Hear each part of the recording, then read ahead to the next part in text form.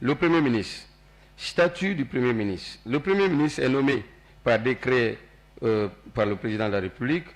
La consécration des conditions à remplir par tout candidat aux fonctions de Premier ministre est une des contributions à la rationalisation.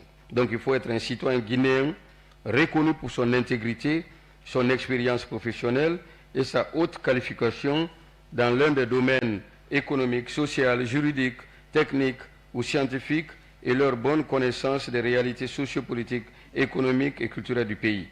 Le Président de la République met donc, ou il peut mettre fin aux fonctions de Premier ministre. Le Premier ministre est responsable devant le Président de la République. Mission et pouvoir du Premier ministre. Le Premier ministre prononce un discours de politique générale devant le Parlement, réuni en Conseil de la Nation, au plus tard 60 jours à compter de sa nomination.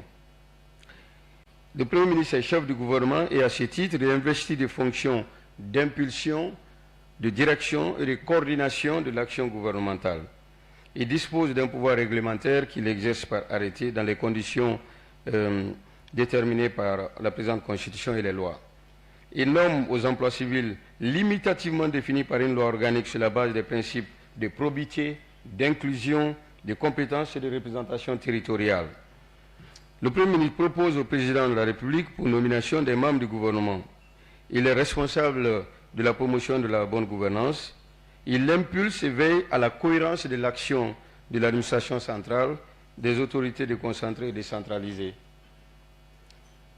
Le statut de Premier ministre a des implications en termes d'avantages. Avantages dus au statut de Premier ministre. La consécration du bénéfice par les anciens Premiers ministres d'avantages matériels et financiers et d'une protection dans les conditions déterminées par une loi organique. La consécration du droit des Premiers ministres d'être chargés de missions spéciales par le Président de la République. Le gouvernement. Le gouvernement est investi, n'est-ce pas, du pouvoir de définir et de mettre en œuvre la politique de la nation sous l'autorité du Président de la République. L'affirmation de la responsabilité solidaire des membres du gouvernement devant le Président de la République. L'affirmation de la responsabilité des membres du gouvernement de la direction de leurs départements respectifs devant le Premier ministre. L'affirmation de l'autorité du Premier ministre dans ses relations avec chaque membre du gouvernement.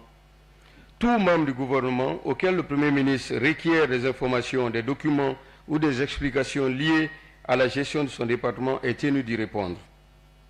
L'affirmation du principe de la responsabilité solidaire du Premier ministre et des ministres des décisions du Conseil des ministres.